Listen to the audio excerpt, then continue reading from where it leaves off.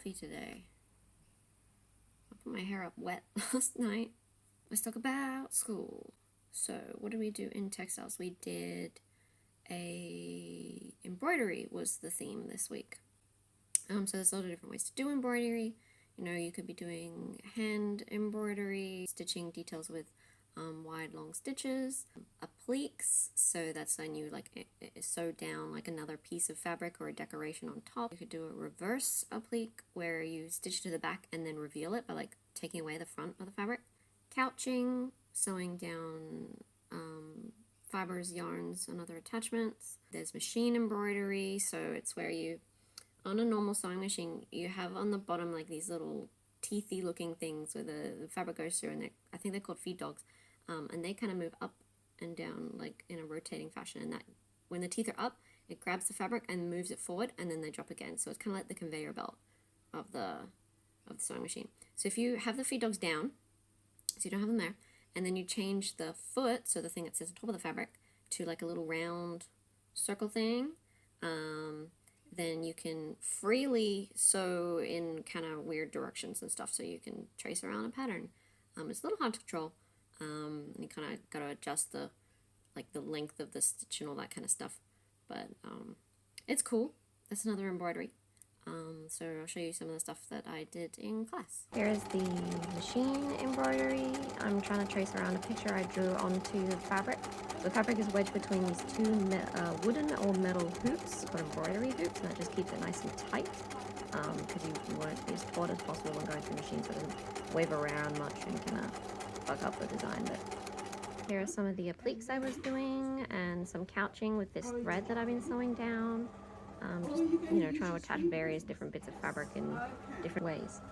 So next week we need to submit our designs for the textiles class. We need to document all of these different methods that we've learned so far, so like the bleaching, the dyeing, the screen printing, the embroidery. We then need to research 3 additional methods of embellishing fabrics. So I'm going to do probably rusting, burning, maybe like barrow. I don't know if it's pronounced barrow or barrow. It's like patchwork. It's a particular kind of patchwork with a Japanese history to it. And then we've also got to do a mood board, and then do a couple of design iterations on what we're going to do to embellish and adjust some garment pieces that we've got. This is what we did in construction class, in sewing. It's called a toile. So a toile is kind of like you testing your pattern before creating the actual garment. And you usually do it on something like calico because it's really easy to manipulate, and you can test a lot of different things on it. But also in a toile, you may not need to test everything about your pattern. You're just maybe testing a few features to see if they work. You might have already done a couple of toiles for testing other things. So this one is a toile of the pajama shirt that we're going to make. But as you can see, she's short. She's a little crop.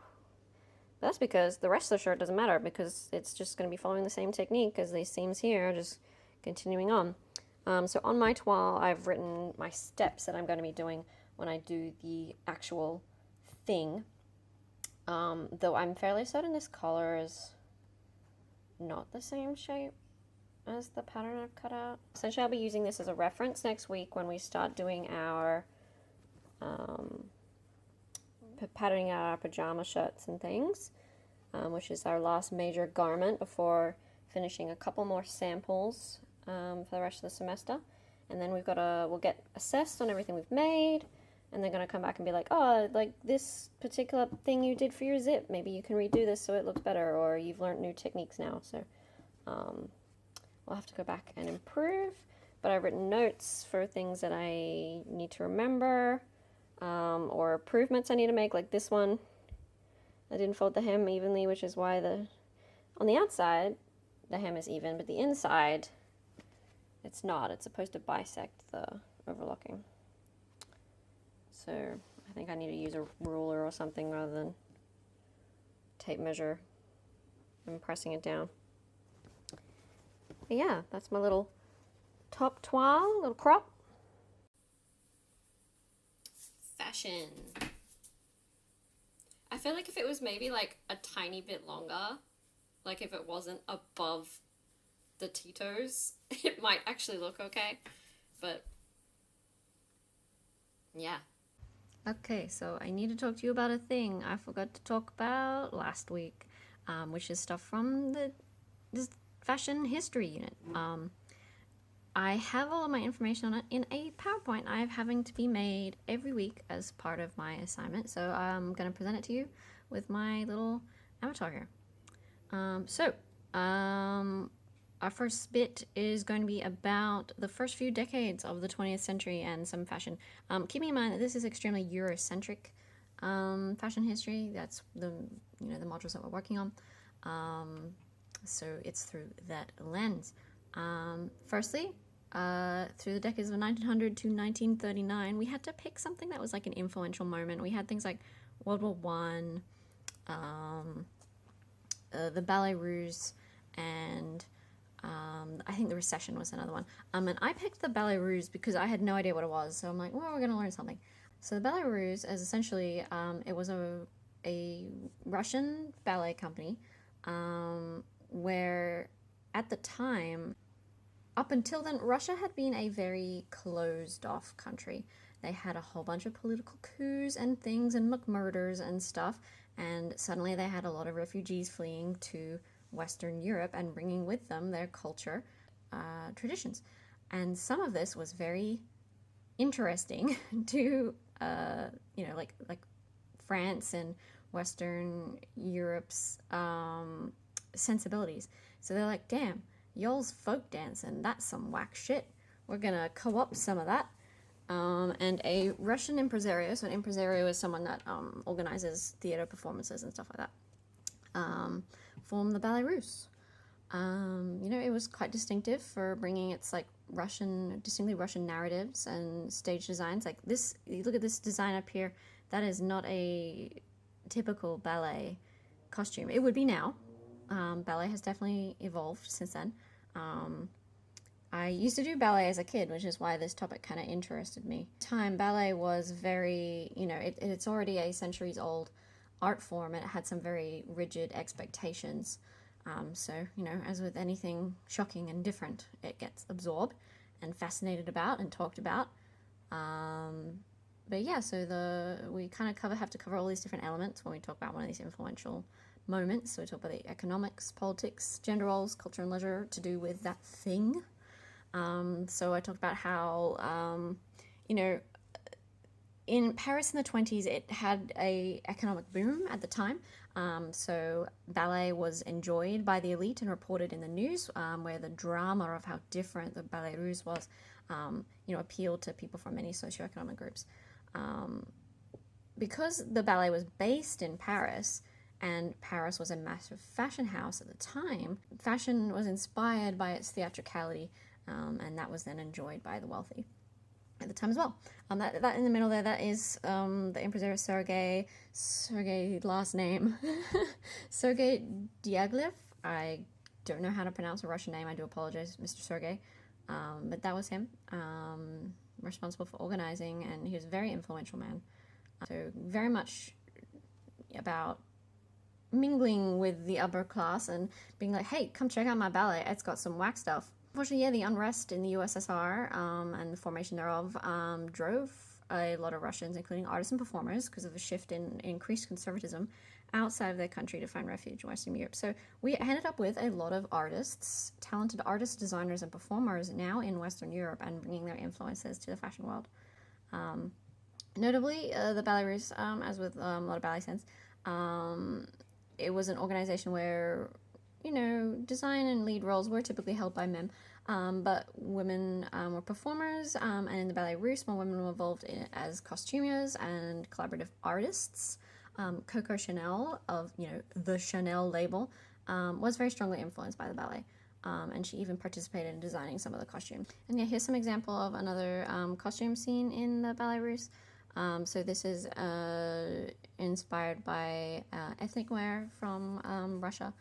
And a lot of these were made very simply as well. Like a lot of these costumes are made from cheaper materials, and had like things like paint and stuff on the decorative elements, you know, because it's on a stage and it's going to be viewed from a distance. So, you know, they used techniques that were unusual for garment construction at the time, but would have eventually found their way into actual fashion construction as well. Obviously, ballet culture, that's pretty an obvious link, but you know, it's a collaborative effort between a lot of artists and expressions, and even like, you know, the famous Pablo Picasso, this is a costume that he designed for the Ballet Russe as well. But yeah, that's a little tidbit on the Ballet Russe. You can go look that up. There's a lot of stuff on it, especially in the Metropolitan Museum of Art, if you want to check some stuff.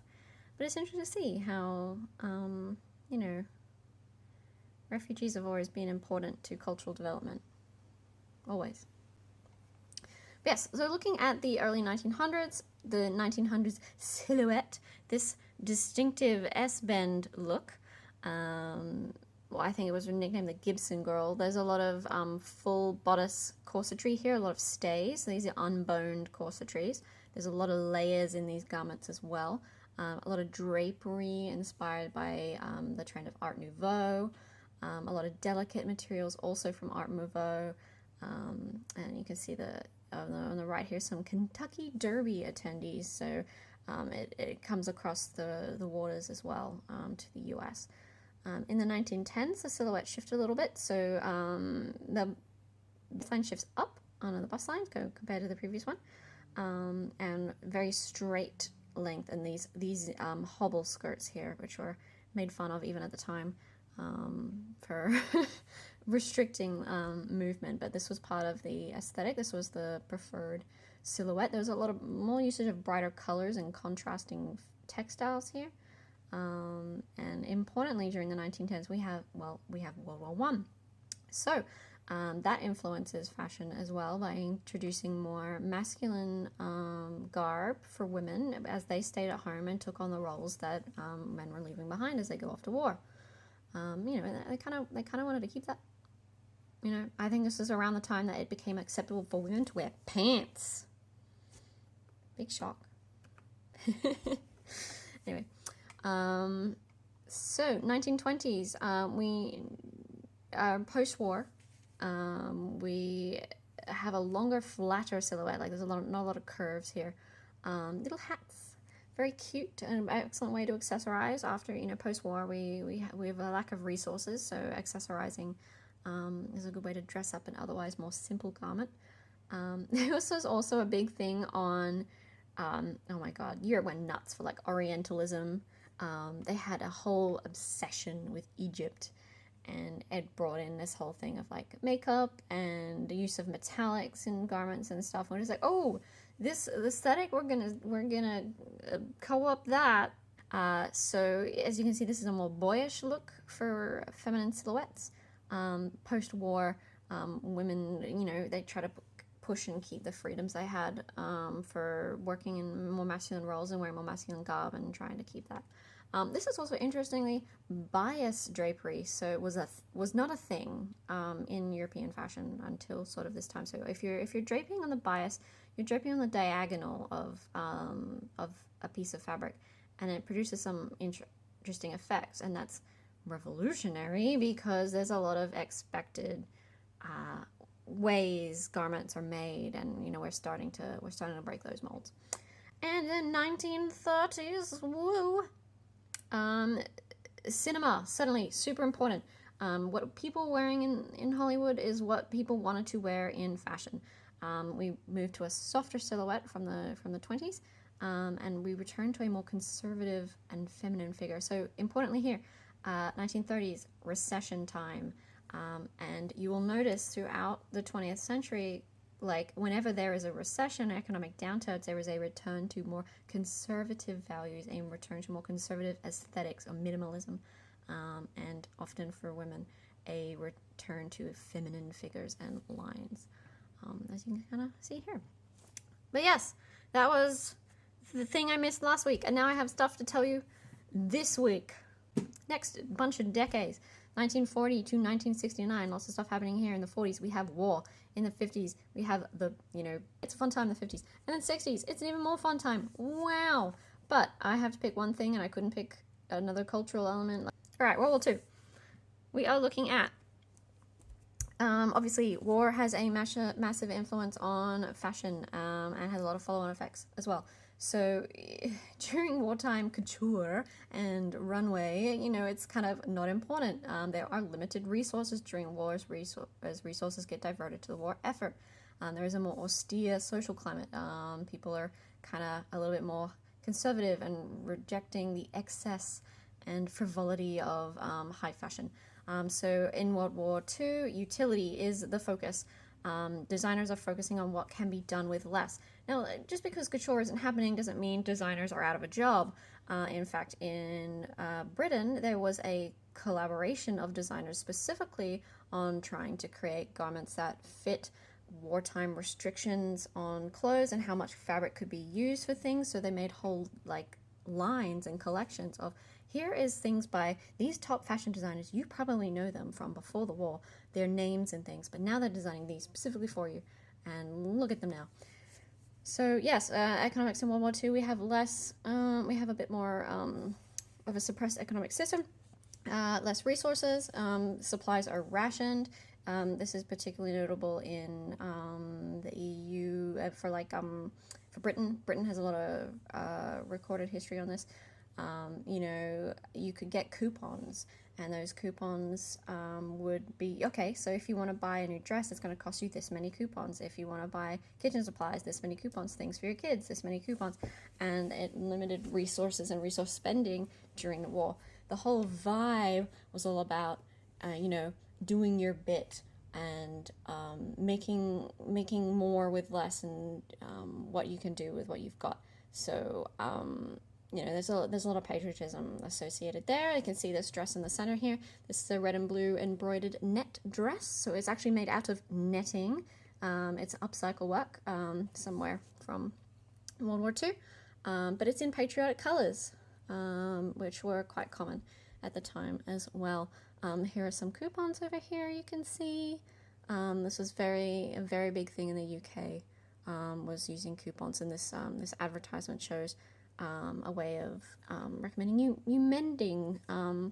mending your man's socks. He's away at war, so take his old socks, see if you can save them, mend them, resize them for your children. You know, recycling, very important.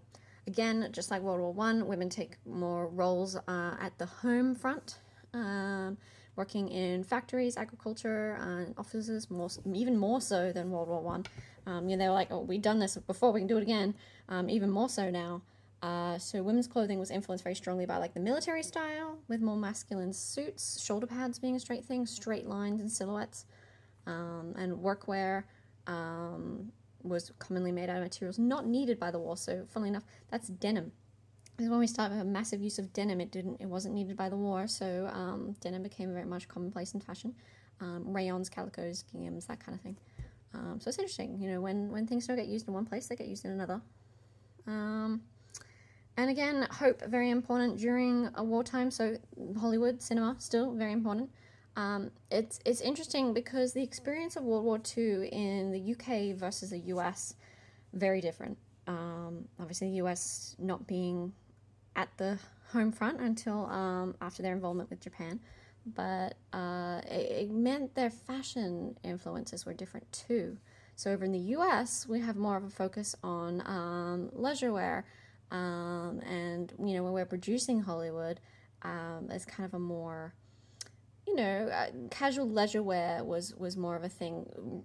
Nylon used for stockings was needed in the war effort, so instead we're going to be making little socks, little short socks here. Like, whoa, we're showing leg, we're not wearing stockings, we're wearing socks. So that kind of comes in there. It's interesting to know where these things that we now have commonplace come in. Conversely, in culture, we have counterculture. Over here is a zoot suit. So this is anti-war sentiment echoed in jazz culture of the time. So zoot suit uses heavy drapery of fabrics. It's an excess of using of textiles during restrictions, and a breakaway from the tailored military silhouette. So this was very countercultural, very anti-war at the time. Woo! Silhouettes. Okay, cool. 1940s, as we just said. War. Military look. Here's an approved suit on the left and an unapproved suit on the right. They look the same. However, there are some key differences here. So this was material put out at the time to show what is acceptable when designing or creating fashion, both in fashion houses or at home. So this skirt on the left is approved, but this skirt on the right is unapproved because it has too many pleats. That's a waste of fabric. This one also has pocket flaps instead of just pocket slashes, so that's a waste of fabric there. The length of the sleeve unnecessarily long, it bunches up, so that is a waste of fabric there. So that kind of shows, you know, an approved method of working with limited resource and an unapproved method of working with limited resources. And then, of course, the end of the war, halfway through the decade, we now, you know, post-war, we return to our prior aesthetics, back to corsetry, back to more skirts. You know, we have more fabric to work with. This over here on the right, this is iconic. This is called the new look. So Christian Dior basically was like, cool, this is what we're doing after the war now. And everyone was like, yeah, sure, awesome. And created this silhouette here, which has, which just basically pervades fashion at the time. This corseted look. We're still keeping the jacket influence from the war, but we have fuller skirts, longer hems, and accessorizing as well. So, okay, 1950s. Wow. Again, more feminine. The full figure, the bust, cinched waist, wide hips, the American dream, as it were, at the time. There are longer, fuller skirts. The shoulders have removed the shoulder pads and squaring. We have now rounded them off. And again, return to corsetry. There is basic stays under this as well. Some boning, yes, in this kind of structure. Very accessorized. Accessories show your affluence, so very much on the accessories there. And then this is where we start seeing a divide in fashion. So fashion design for adults, children just kind of wear what they're given, but we have a new market essentially opening here. Counterculture to counter fashion. Youth culture emerges here. So they're influenced at the time primarily by rejecting the values of their parents. They have more financial freedom now, more things children can go out and do by themselves, and heavily influenced by music. So over here we have Teddy Boys, which interestingly, their fashion harks back to Edwardian era. So it's kind of a revivalism thing, but it's a rejection of their parents' fashion aesthetics. It's very influenced by rock and roll, greasers, that kind of thing. So we have youth culture emerging here, which doubles down in the 1960s. Youth culture is the thing. Fashion focuses on youth culture, and this market kind of is adult, more mature fashion in the 60s just kind of stagnated around this 50s silhouette, whereas youth culture is what boomed in the 60s here. So we have more simple, straight silhouettes, very short hemlines, like we got minis, micro skirts, all sorts of things. A lot of influences from arts movements at the time, like pop art, cubism, that kind of thing. They influence textiles and prints. We want big statement accessories, big hats, bangles, that kind of thing. And we return again to a softer, rounder bust rather than the conical bust seen in the 1950s. And we want, you know, big, fancy Farrah Fawcett looking hair. I think Farrah Fawcett's later, actually. I think Farrah Fawcett's the 70s. I have to look at that because that's going to be next week. The 70s is next week. But yes, men also, we get some development for men. Wow, exciting. More colorful. So this is George Harrison of the Beatles, and he's wearing the label Granny Takes a Trip, which is this jacket here. You know, more colorful, more interesting fashion for men. Music, very big here in the 60s. Would have also had influences from the moon landing and an obsession with funky textiles. And we're going to start using some plastics in our textiles. We're going to start using metallics and sort of futurism looks here. Yeah. 60s, cool. You've learned something, maybe. Just go read stuff because there is a lot on fashion history, and again, this is very Eurocentric with a little bit of American fashion history as well. Yeah, you'll notice there was some Orientalism in there, a lot of appropriation and stuff as well, but it's huge. I knew zero things about fashion history, and my teacher looked at me funny when I was like, "Who's Vivienne Westwood?" And if you're now thinking, "Oh my god, you don't know who Vivienne Westwood is," well, fuck you. All right, I have a very particular exposure to fashion, and now I'm learning what apparently the mainstream shit you're supposed to know is. So, go read a book. So this is what we were doing for CAD class. Another week in Illustrator. I think it's our last week in Illustrator. I can't load up Illustrator itself at home, so I can't show you the techniques or anything, unless I can start recording stuff at school, perhaps. But this would be a trade drawing given to us by a designer. And they're like, cool, you need to make this in Illustrator because this has been hand drawn by them, and we've got to like take in some details here and convert this into Illustrator, taking note of like proportions and making sure all the details are represented. We ended up not having, I think, the pockets. Let me check. Yeah, this is what we ended up with. So compare that to that. So I think maybe mine is a little bit longer in the body. But we would present a design like this to the designer and be like, this is what we've got. Can we send this off to get manufactured? We also had to look at things like, you know, coloring in more of the coloring in spaces and how Illustrator does paint fill. But yeah, so we actually converted an illustration to an Illustrator file with these tiny little buttons. And that took the whole class. I did manage to jump ahead a little bit on this, trying some new techniques, just messing around with Illustrator, what buttons it had, and I ended up breaking it. But you know what? Yeah, you play with the tools to see what your tools can do. And the teacher seemed happy with my work that I had at the end of it. I ended up doing the pocket but not including it because she just wanted everybody to have the same level of completion. So we ended up going without the pocket, so we didn't go overtime in class. I don't have anything to report on patterning because there is a public holiday tomorrow. It's like the makeup public holiday for the ECA show day that didn't end up happening because of lockdowns or whatever. So yeah, we have a public holiday tomorrow. So yeah, no patterning, which is interesting because I think maybe the week after we have an exam, like that, someone just casually brought up like, oh, you have a pattern making exam. I'm like, oh yes, the thing that we talked about weeks ago and then completely didn't touch on ever again. Which will be interesting because so far everything we've done in pattern making has kind of been very handheld, very guided, but in such a way that I don't think like you could apply that by yourself.